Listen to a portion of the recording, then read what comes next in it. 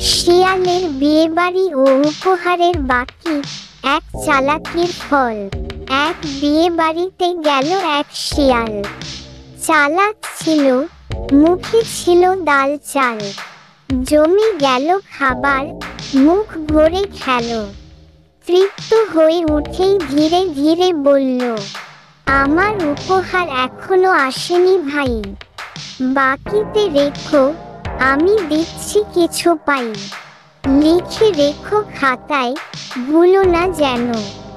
শিয়ালের উপহার বাকি রইল কেন? বাঘ, সিংহ, ছাগল আর হরিণ। সবাই শুনে গেল থমকে দারুণ। ঘোড়া আর গাধাও আর চোখে চায়, এ আবার কেমন চালাকি ভাই। বসে সবাই করল সভা রাত। শিয়ালটা চালাক, করল এমন পায়তারা। আমরা সবাই বোকা নয় রে সাথী, তার বিয়েতে ফিরিয়ে দেব এই খাঁটি। কিছুদিন বাদে খবর এলো তাড়াতাড়ি, শিয়ালের মেয়ের হচ্ছে বিয়ে বাড়ি। ঢোল বাজে, শোভাযাত্রা চলে, সব পশু আসছে নেচে গেয়ে দলে। শিয়াল বলে, খাও সবাই খাও, বাড়ির আনন্দে হৃদয়টা দাও। তৃপ্ত হয়ে খেলো হরিণ আর বাঘ।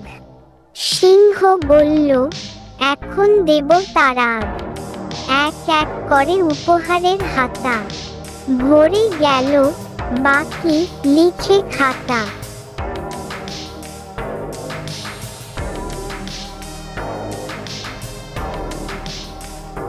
লিখল, দেব এক বস্তা ঘাস। গাধা লিখল, এক গাছ গমের বাস।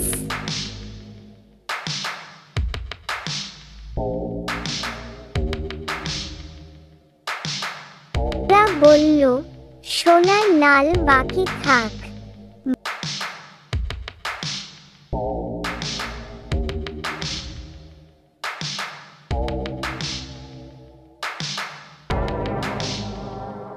বাঘ লিখল, হীরের মালা দিব ফাঁক। শিয়াল দেখে অবাক হয়ে যায়, তারপরই বেচারা কেঁদে বসে হায়। বলল সবাই, শোনো আমাদের বল, যেমন কর্ম তেমন তার ফল। তোমার মতো চালাকির ফল আজ, তোমার চোখে জল এনে দিল সাজ। সেই দিন থেকে বনে হলো বিধান, দাওয়াত খেলে চাই না উপহারের দান। আশীর্বাদেই মন ভরে সবার, ভালোবাসাই সেরা উপহার। শিয়াল বুঝল দেরিতে সত্যি, অন্যকে ঠকালে নিজেই হারি।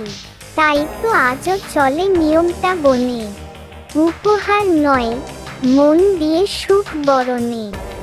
বার্তা, এই গল্পের মধ্য দিয়ে বোঝা যায়, চালাকির মাধ্যমে অন্যকে বোকা বানাতে গেলে একদিন ঠিকই সেই কৌশলের ফলাফল ভোগ করতে হয়।